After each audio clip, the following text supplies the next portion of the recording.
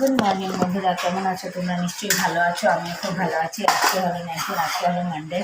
এখন থেকে আমি আমার ব্লগটা স্টার্ট করলাম। আর খুব বৃষ্টি তুফান দিচ্ছে। তোমাদের এখানে কি দিচ্ছে কমেন্ট করে বলবো। তো আমাদের এখানে খুব তুফান বৃষ্টি দিচ্ছে, কারেন্ট নাই।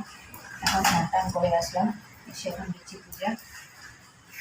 খাওয়া বানানো শেষ, বাকি কাজ করাও শেষ। তো চলো আজকে ব্লগটা দেখতে থাকার সময় থাকো। যতটুকু কি ব্লগ করতে বলে যাবে না, কারণ মোবাইলে চার্জও নেই। তো চলো দেখতে থাকো আর সময় থাকো। এখন ব্রেকফাস্টে খাচ্ছি রুটি, বেগুন ভাজা আর চা। ওরা খাচ্ছে ভাত, ডাল, ভাজা। তো চলো ব্রেকফাস্ট করে নিই, তারপরে দুপুরে কি রান্না করছি নিশ্চয়ই শেয়ার করবো। তো চলো দেখতে থাকো আর সঙ্গে থাকো। এই যে আমার বর ঘুম থেকে উঠে এখন রেডি হচ্ছে। আজকে দুপুরে লাঞ্চ আর ডিনার মেনুতে কী রান্না করছি দেখাই। এটা হচ্ছে আলু স্কোয়াশ দিয়ে ডালের বড়া করে তরকারি করব। এটা হচ্ছে রামাইশকে সিদ্ধ করে নিয়েছি, এটাকে করবো বাটা।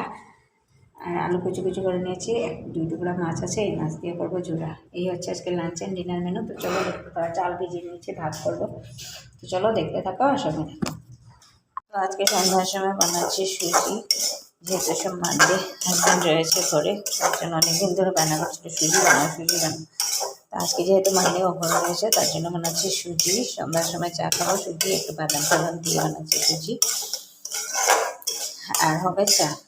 তো এই হচ্ছে আজকে সন্ধ্যার। আর রাত্রে ব্রেকফাস্ট লাঞ্চ মেনুতে তো জানোই কী আছে। তো এখন সুজি টুজি বানিয়ে চাটা দিয়ে যাবো গিয়ে টিউশনি করতে।